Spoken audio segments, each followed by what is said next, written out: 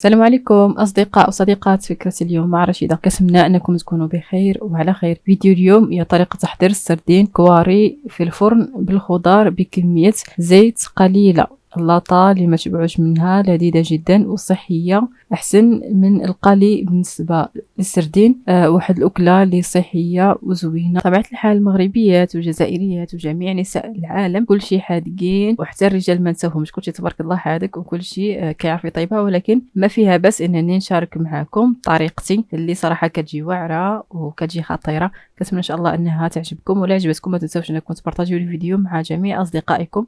ومرحبا بكل من انضم الينا. ما نزيدش نطول عليكم اكثر، ما نساوش بسم الله والصلاه والسلام على رسول الله. اول حاجه غادي نحتاجو الكفته نتاع السردين. ملي كنبقاو مثلا الحوت وخصوصا داك السردين اللي كيكون صغير كنقيوه وكنكونوا موجدينه من قبل. انا عندي هذا موجود من قبل، وكنديروا عليه الشرموله ديالو اللي هي القزبور والثومه، شويه ديال الزيت وشويه تاع الفلفله حمراء وشويه ديال الكمون والملحه، وكنخلطوا الكل. يعني راكم عارفين الشرموله العاديه بالنسبه لي انا هنا ما كنضيف لهاش الحامض، غير الزيت فقط. وبالنسبه للرز انا كنستعمل هذا الرز، هذا الرز الكلاصي اللي كيكون مسلوق، كنسلقوه مزيان، يعني ماشي غير كيكون فازك. الرز الكلاصي اللي كنسلقوه مزيان صافي وكنضيفو على الحوت وكيتخلط هكا وكيبقى من قبل. يعني كلما وجدناه من قبل كلما احسن، باش مثلا الا بغينا نطيبو كنحضروا غير ديك الخضره كتقطع دغيا دغيا. هذا كنكونوا مصوبينه من قبل. ودابا غادي نجيو للمرحله نتاع الخضار. ملي كنكونوا مصوبين الكفته من قبل، المرحله نتاع الخضار كتجينا يعني سهله. هنا عندي جوج بصلات اللي غادي نقطعهم دوائر. البصله الاولى كما كتشوفوا غادي نقطعها دوائر، وغادي نزيد البصله الثانيه، وذلك كيبقى على حسب اللاطه ديال كل واحد وعلى حساب كل واحد وشنو بغى يدير. هنا عندي بطاطا حلوه، غير حبه وحده من البطاطا الحلوه كفاتني، ولا بغيتو ديروا حتى البطاطا الاخرى العاديه الروميه ماشي مشكل، ولكن حتى هذه عطات واحد المذاق اللي واعر.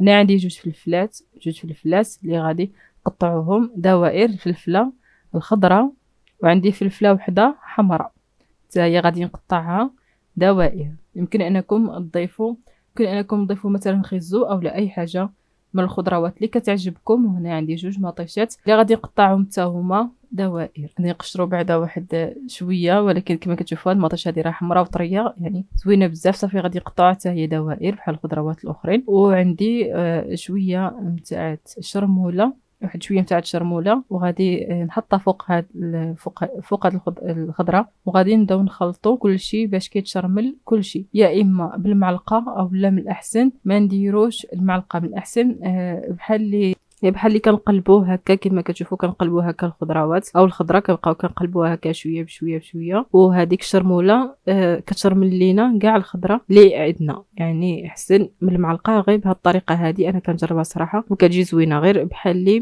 كنقلبوا هذيك الخضره ديالنا.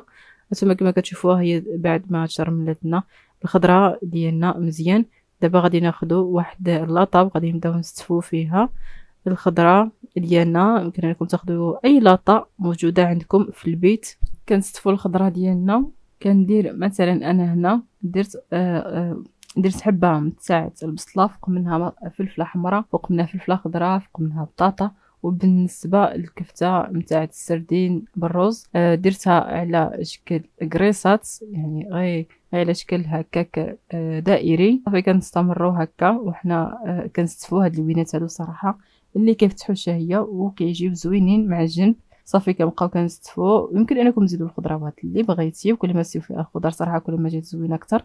كنبقاو هكا حتى كنساليو الدائره ديالنا. صافي فاش كنساليو الدائره ديالنا غادي نبداو نحطوا هذيك مثلا البصله اللي تقطعت لنا او لا فلفله او لا بطاطا، المهم كنحطوهم هكا في الوسط وكنكوروا الكفته اللي بقات لنا كنكوروها وكنديروها حتى هي بشكل دائري في هذا الوسط هذا نتاع اللاطه. انا ما بغيتش نطول عليكم الفيديو اكثر. صافي كنستفوا الخضروات اللي كانوا تقطعوا لنا هكا كنحطوهم في النص نتاع اللاطه وكنكوروا الكفته نتاع السردين هكا بشكل دائري.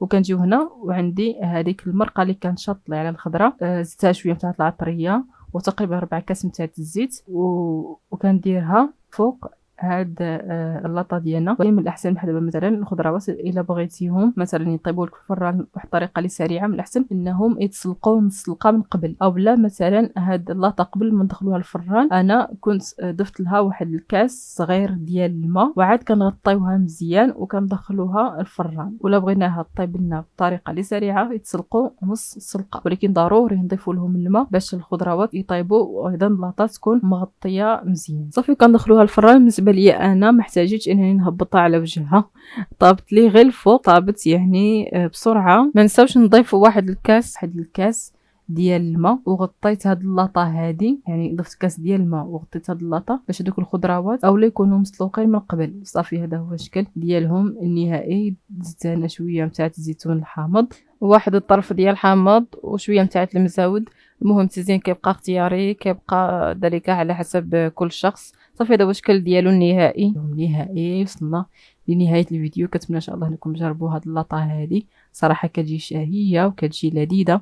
ولا بغيتوها طيب بسرعه من الاحسن ان هذوك الخضروات يتسلقوا واخا غير نص سلقه من الاحسن، او لا نكبوا مثلا واحد الكاس نتاع الماء غير من الجنب ونغطيو اللاطه مزيان وندخلوها الفران باش هذوك الخضروات يطيبوا. ونسيت ما قلت لكمش قبل ما ندخلوها الطيب نضيفوا لها شويه ديال الحامض مصير وايضا زيت الزيتون حتى هو كيعطي واحد المذاق اللي زوين بزاف. صافي وصلنا لنهايه الفيديو. كنتمنى انه ينال الاعجاب ديالكم انكم جربوا هاد اللاطه هذه صحيه ولذيذه رائعه جدا. كنتمنى ان شاء الله انها تنال الاعجاب ديالكم.